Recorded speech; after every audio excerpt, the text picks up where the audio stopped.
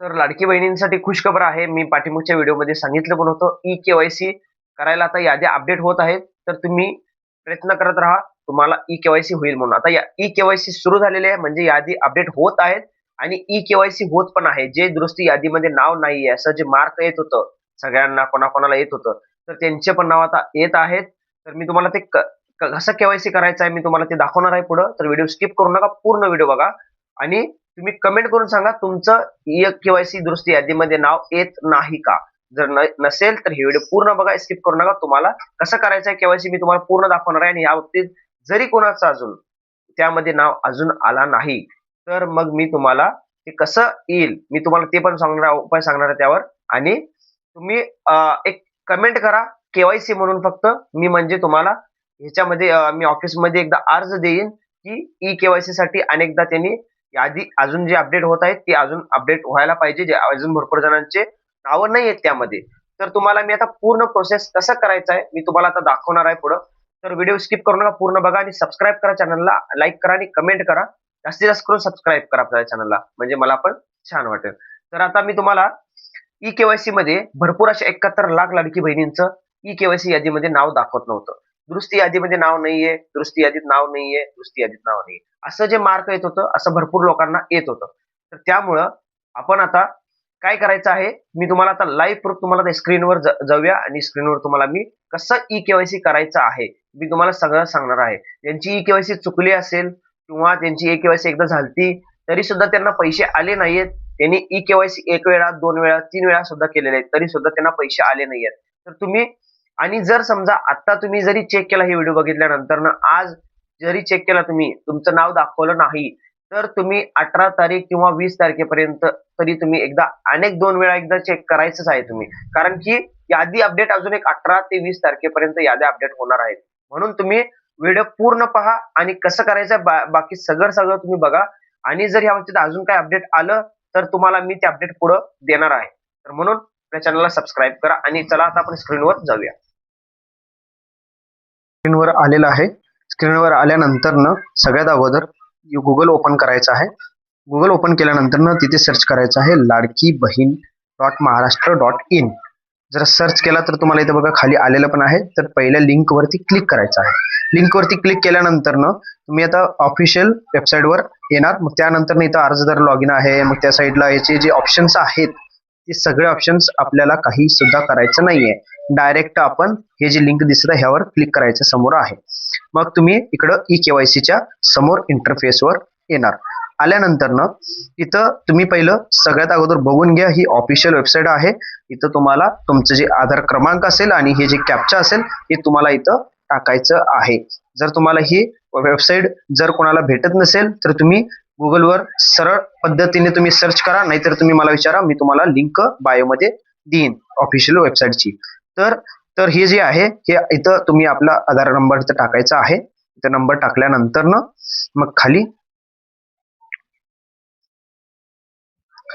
आधार card number टाकल्यानंतर इथं खाली कॅप्चा टाकायचा आहे. कॅप्चा टाकल्यानंतर इथं खाली तुम्ही बघा, इथं त्यानंतर खाली इथं तुम्हाला दिसेल मी सहमत आहे, ह्यावरती क्लिक केल्यानंतर तुम्ही खाली जे आहे इथं जे हे बटन आहे ते क्लिक करायचं आहे. ते क्लिक केल्यानंतर तुम्हाला समोर असं OTP गेल्याचं असं इंटरफेस येईल. इंटरफेस आल्यानंतर तुम्हाला जे आधार कार्ड नंबरवर तुमच्या जे मोबाईल नंबर लिंक आहे त्याच नंबरवर OTP येणार आहे.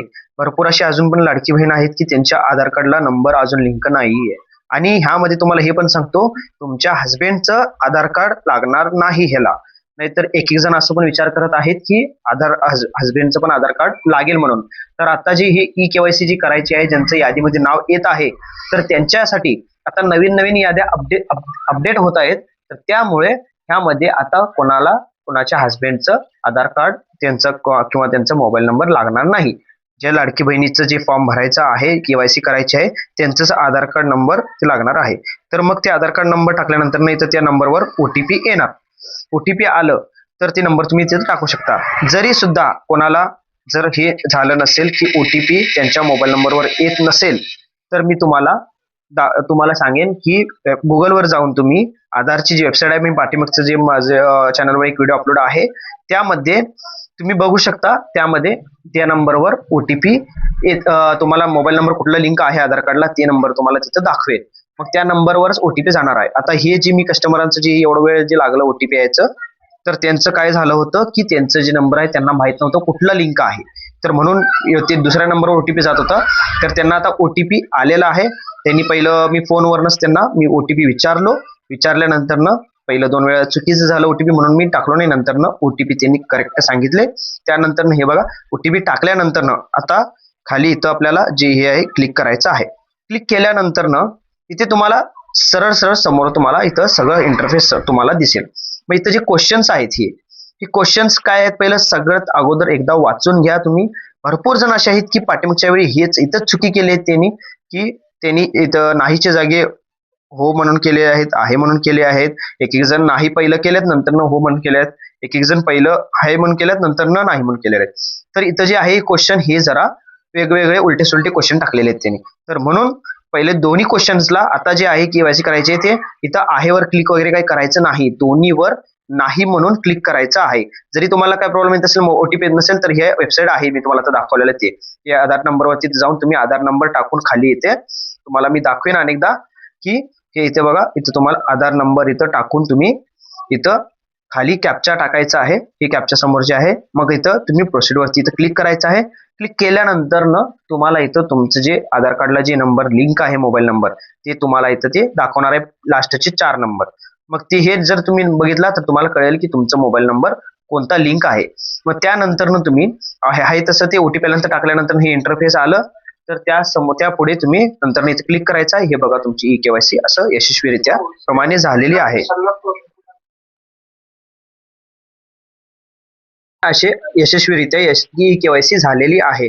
तर अजून पण भरपूर अशा लाडकी बहिणींना ई केवायसी होत नाहीये तर तुम्ही कमेंट करून सांगा तुमच्या यादीमध्ये नाव येत आहे का नाही.